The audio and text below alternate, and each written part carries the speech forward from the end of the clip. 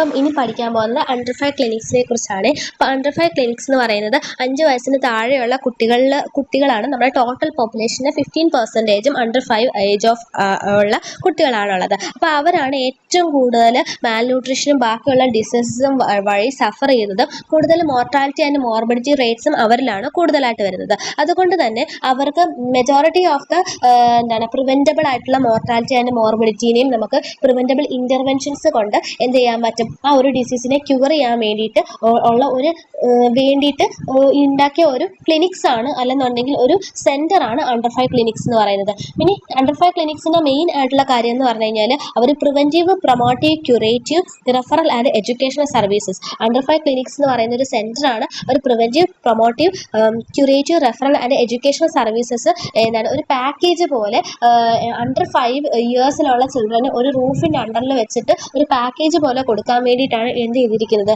Under 5 clinics എന്ന് പറഞ്ഞൊരു centre ഇട്ടിരിക്കുന്നത്. ഇത് മെയിനായിട്ടും എക്കണോമിക്കലി മാത്രമല്ല, ലാർജർ പ്രൊപ്പോർഷൻ ഓഫ് ചൈൽഡിനെ, നമ്മുടെ കമ്മ്യൂണിറ്റിയിലുള്ള ലാർജർ പ്രൊപ്പോർഷൻ ഓഫ് അണ്ടർ 5 ചിൽഡ്രന് എന്ത് ചെയ്യാൻ പറ്റും, അവർക്ക് നല്ലൊരു എഫക്റ്റീവ് ആയിട്ടുള്ള കെയർ ഒക്കെ കൊടുക്കാൻ പറ്റും.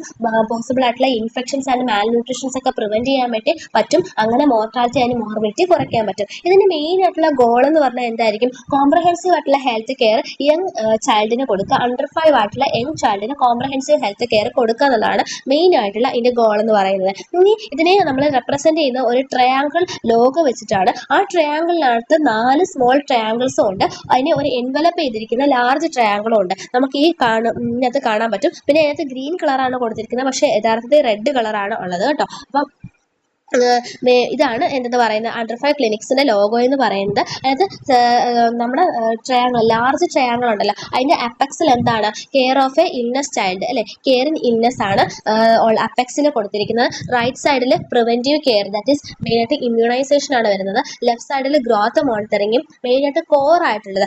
അണ്ടർ 5 ക്ലിനിക്സിൻ്റെ കോർ ആയിട്ടുള്ള കാര്യമാണ് ഫാമിലി പ്ലാനിങ്. അതാണ് സെൻട്രിൽ കൊടുത്തിരിക്കുന്നത്. പിന്നെ ഇതിനെ എൻവലപ്പ് ചെയ്തിരിക്കുന്ന ഒരു ട്രയാങ്കിൾ എന്ന് പറയുന്നത് ഹെൽത്ത് എഡ്യൂക്കേഷൻ ആണ് four all the 4 triangles in the inner side. അകത്തിരിക്കുന്ന എല്ലാ ഇന്നർ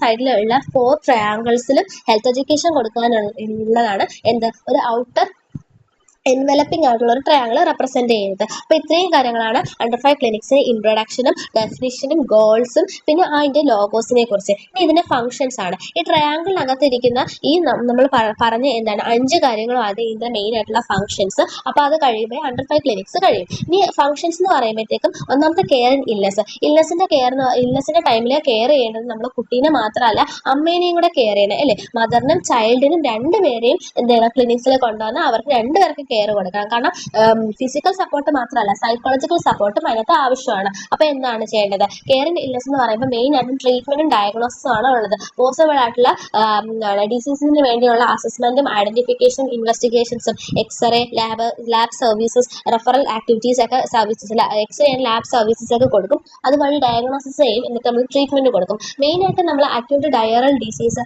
ഓറൽ റീഹൈഡ്രേഷൻ തെറാപ്പി, പിന്നെ നമ്മൾ കൊടുക്കുന്നത് ഗ്രോത്ത് ആൻഡ് ഡെവലപ്മെന്റിന്റെ ഡിസോർഡേഴ്സ് എന്തെങ്കിലും ഉണ്ടെങ്കിൽ അത്, പിന്നെ disorders that related to congenital, acquired, mental അല്ലെങ്കിൽ ഫിസിക്കൽ ഡിസോർഡേഴ്സ്, അങ്ങനെ എന്തെങ്കിലും ക്രോണിക് ആയിട്ടുള്ള ഡിസോർഡേഴ്സ് എന്തെങ്കിലും ഉണ്ടെങ്കിൽ. അപ്പോൾ ഈ 3 ടൈപ്പ് ഓഫ് ഡിസോർഡേഴ്സിനാണ് നമ്മൾ മെയിൻ ആയിട്ടും അണ്ടർ 5 ക്ലിനിക്സിലൂടെ ട്രീറ്റ്മെന്റ് കൊടുക്കുന്നത്. അതുകൂടാതെ ഇനി നമ്മുടെ കയ്യിലൊന്നും ആ ഒരു ക്ലിനിക്സിൽ, ആ ഒരു സെന്ററിലൊന്നും ആ ഒരു ട്രീറ്റ്മെന്റ് പറ്റുന്നില്ല എന്നുണ്ടെങ്കിൽ നമുക്ക് പോസിബിൾ ആയിട്ടുള്ള റെഫറൽ സർവീസസ് വേണം. അപ്പോൾ അസസ്മെന്റ് ചെയ്ത് ഡയഗ്നോസിസ് ചെയ്യാൻ വേണ്ടിയിട്ടുള്ള ലബോറട്ടറി സർവീസസും അതുപോലെ തന്നെ എക്സ്റേയും കാര്യങ്ങളൊക്കെ ഉണ്ട്. അത് കഴിഞ്ഞ് ഡയഗ്നോസ് ചെയ്തിട്ട് ട്രീറ്റ്മെന്റിന് ഏതൊക്കെ ടൈപ്പ് ആണ്, acute diarrhoeal disease, oral rehydration therapy, പിന്നെ ഡെവലപ്മെന്റ് ആൻഡ് ഗ്രോത്ത് ആയിട്ട് റിലേറ്റ് ചെയ്തിട്ടുള്ള ഡിസോർഡേഴ്സ്, ക്രോണിക് ഇൽനെസ് ആയിട്ടുള്ള physical, mental, congenital and acquired diseases. ഇത് മെയിൻ ആയിട്ടാണ് കെയർ ഇൻ ഇൽനെസ്സിനകത്ത് പറയുന്നത്. നെക്സ്റ്റ് ഗ്രോത്ത് മോണിറ്ററിംഗ് എന്ന് പറയുന്നത് വളരെ ഇമ്പോർട്ടൻ്റ് ആയിട്ടുള്ള അണ്ടർ 5 ക്ലിനിക്സിലെ ഇമ്പോർട്ടൻ്റ് ആയിട്ടുള്ള ഒരു ഫംഗ്ഷൻ എന്ന് പറയുന്നത് ഗ്രോത്ത് മോണിറ്ററിങ്ങും കോർ ഫംഗ്ഷൻ എന്ന് പറയുന്നത് ഫാമിലി പ്ലാനിംഗ് ആണ്. അത് വളരെ ഇമ്പോർട്ടൻ്റ് ആണ്. കോർ ഫംഗ്ഷൻ ആണ് ഫാമിലി പ്ലാനിംഗ്. അതുകൊണ്ടാണ് അതൊരു സെൻട്രലായിട്ടുള്ള മെയിൻ ട്രയാങ്കിളിൽ പ്ലേസ് ചെയ്തിട്ടുള്ളത്. പിന്നെ ഇതിന്റെ ഇമ്പോർട്ടൻറ്റ് ഫംഗ്ഷൻ എന്ന് പറയുന്നത് ഗ്രോത്ത് മോണിറ്ററിംഗ് ആണ്. അതാണ് അപ്പെക്സിൽ പ്ലേസ് ചെയ്തിട്ടുള്ളത്. അപ്പം വെയിറ്റ് ഗ്രോത്ത് മോണിറ്ററിംഗ് എന്ന് പറയുന്നത് first year of the life, കുഞ്ഞിന്റെ ആദ്യത്തെ ഒരു വയസ്സ് വരെ എല്ലാ മാസവും കൊച്ചിന്റെ വെയിറ്റ് നമ്മൾ മോണിറ്റർ ചെയ്യുക.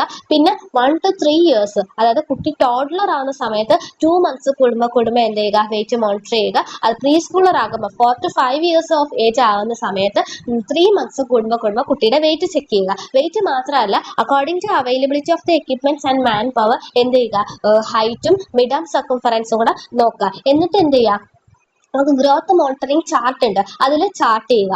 അത് നമ്മളല്ല ഹെൽത്ത് കെയർ പ്രൊവൈഡർ, നമ്മളായിട്ടുള്ള ഹെൽത്ത് കെയർ പ്രൊവൈഡേഴ്സ് ആണ് ചെയ്യാറ്. നമുക്ക് ആന്റിനേറ്റൽ ചാർട്ട്, ആന്റിനേറ്റൽ ഒരു ബുക്ക് ഉണ്ട്, അതിനകത്ത് മെയിനായിട്ടും കാണാറുണ്ട്. അല്ലെന്നുണ്ടെങ്കിൽ അംഗൻവാടിയിൽ നിന്നൊക്കെ കുട്ടികൾക്കുള്ള ബുക്ക് ഉണ്ടാവും. ആ ബുക്കിനകത്ത് എന്തുണ്ടാവും, ഈ ഒരു ഗ്രോത്ത് ചാർട്ട് ഉണ്ടാവും. അപ്പോൾ അതിനകത്ത് നമ്മൾ ചാർട്ട് ചെയ്യണം, ഗ്രോത്ത് പ്ലോട്ട് ചെയ്യണം. എന്നിട്ട് നമ്മൾ ആ ഗ്രോത്ത് പ്ലോട്ട് ചെയ്തിട്ട് കറക്റ്റായിട്ട് ഇപ്പം 1 year വരെ 1 month കൂടുമ്പോൾ വെയിറ്റ് ഹൈറ്റ് കാര്യങ്ങളൊക്കെ നോക്കുക. പിന്നെ 1 to 3 years 2 months കൂടുമ്പോഴും 4 to 5 years 3 months കൂടുമ്പോഴും എല്ലാം ചെക്ക് ചെയ്തതിന് ശേഷം ഗ്രോത്ത് ചാർട്ട് നമ്മൾ പ്ലോട്ട് ചെയ്തിട്ടുണ്ടാവുമല്ലോ. അതിനകത്ത് എന്തെങ്കിലും വേരിയേഷൻ കാണുവാണെന്നുണ്ടെങ്കിൽ അതിന് സ്യൂട്ടബിൾ ആയിട്ടുള്ള ആക്ഷൻസ് എടുക്കുക, അതിനകത്തുള്ള ട്രീറ്റ്മെന്റും കാര്യങ്ങളൊക്കെ എടുക്കുക. പിന്നെ milestones, developmental milestones ഉണ്ടല്ലോ, head control, social smile, head control, turn over, എന്താണ് അതൊക്കെ, sit with support, stand with support, അങ്ങനത്തെ കാര്യങ്ങളൊക്കെ. അപ്പോൾ ആ മൈൽ സ്റ്റോൺസും കൂടെ നമ്മൾ എന്ത് ചെയ്യുക, ഈ ഒരു ഇതിനകത്ത് റെക്കോർഡ് ചെയ്യുക, അവരുടെ ബുക്കിനകത്ത് എന്ത് ചെയ്യുക, റെക്കോർഡ് ചെയ്യുക. അപ്പോൾ അതിനകത്ത് എന്തെങ്കിലും ഡീവിയേഷനോ ഡിലേ എന്തെങ്കിലും ഉണ്ടെന്നുണ്ടെങ്കിൽ പോസിബിൾ ആയിട്ടുള്ള കാര്യങ്ങളൊക്കെ നമ്മൾ ഇവാലുവേറ്റ് ചെയ്യണം. അതാണ് രണ്ടാമത്തെ ഗ്രോത്ത് മോണിറ്ററിംഗ് ഇമ്പോർട്ടൻ്റ് ആയിട്ടുള്ള ഫംഗ്ഷൻ.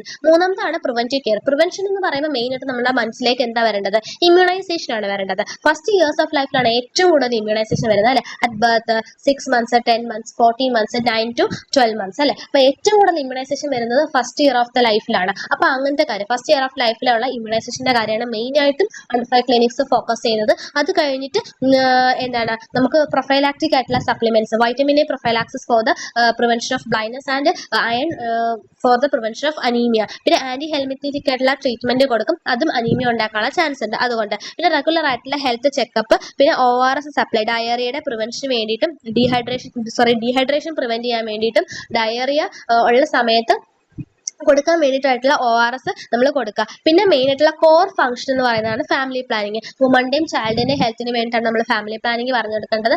ഡിഫറെന്റ് പ്രൊട്ടക്റ്റീവ് ആയിട്ടുള്ള മെഷേഴ്സും ഗ്യാപ്പിന്റെ കാര്യം, മിനിമം 3 years എങ്കിലും 2 ചൈൽഡിന് ഇടയിൽ ഗ്യാപ്പ് വേണം എന്നുള്ള കാര്യം പറഞ്ഞു കൊടുക്കുക. ലാക്ടേഷന്റെ സമയത്തും ഏർലി പ്യൂർ പേരത്തിന്റെ സമയത്ത് എടുക്കേണ്ട പ്രിക്കോഷൻസും കാര്യങ്ങളൊക്കെ പറഞ്ഞു കൊടുക്കുക. എല്ലാ ഫാമിലി പ്ലാനിങ് റിലേറ്റ് ചെയ്ത എല്ലാ ഇൻഫർമേഷൻസും അവർക്ക് പറഞ്ഞു കൊടുക്കുക. ഈ ലാസ്റ്റ് ഫംഗ്ഷനാണ് ഹെൽത്ത് എഡ്യൂക്കേഷൻ. ഹെൽത്ത് എഡ്യൂക്കേഷൻ എന്നതിനെ കുറിച്ചാണ് പറഞ്ഞു കൊടുക്കേണ്ടത്, കുട്ടിയെ എങ്ങനെയൊക്കെ കെയർ ചെയ്യണം, ബ്രസ്റ്റ് ഫീഡിങ് എങ്ങനെ കൊടുക്കണം, അതുപോലെ തന്നെ ആ കുട്ടിയുടെ അതുപോലെ തന്നെ അമ്മയുടെ തന്നെ ന്യൂട്രീഷന്റെ കാര്യം, ഗ്രോത്ത് മോണിറ്ററിങ്ങിന്റെ കാര്യം, ഇമ്മ്യൂണൈസേഷൻ, പിന്നെ സേഫ് വാട്ടറും ഫുഡ് പ്രിപ്പറേഷനും ഒക്കെ ഹൈജീൻ ആയിട്ട് ചെയ്യണം. അപ്പോൾ ഇത്രയും കാര്യങ്ങളൊക്കെ ഹെൽത്ത് എഡ്യൂക്കേഷൻ നമ്മൾ കൊടുക്കാം. ഈ ഒരു അണ്ടർ 5 ക്ലിനിക്സിൽ നമ്മൾ കോസ്റ്റ് എഫക്റ്റീവ് ആയിട്ടുള്ള എക്സ്റ്റൻസീവ് അപ്രോച്ചാണ് മെയിനായിട്ടും ഫോക്കസ് ചെയ്യുന്നത്. ഇതെന്ന് പറയുന്നത് ഇപ്പം reproductive and child health care ഇതില്ലേ, RCH പ്രോഗ്രാം, അപ്പോൾ അതിനകത്ത് ഒരു ഇന്റഗ്രൽ പാർട്ടാണ് എന്ന് പറയുന്നത് ഈ ഒരു അണ്ടർ 5 ക്ലിനിക്സ് എന്ന് പറയുന്നത്. അപ്പോൾ നമ്മൾ അണ്ടർ 5 ക്ലിനിക്സിന് ജസ്റ്റ് ഒരു ഇൻട്രൊഡക്ഷൻ കണ്ടു, ഡെഫിനിഷൻ കണ്ടു, അതിന്റെ മെയിൻ ആയിട്ടുള്ള ഗോൾ ഒരു ഗോളേ ഉള്ളൂ. പിന്നെ അതിന്റെ ലോഗോ കണ്ടു, ലോഗോയുടെ എക്സ്പ്ലനേഷൻ കണ്ടു, അത് തന്നെയാണ് ഫംഗ്ഷൻസുമായിട്ട് എഴുതേണ്ടത്. ഓക്കെ.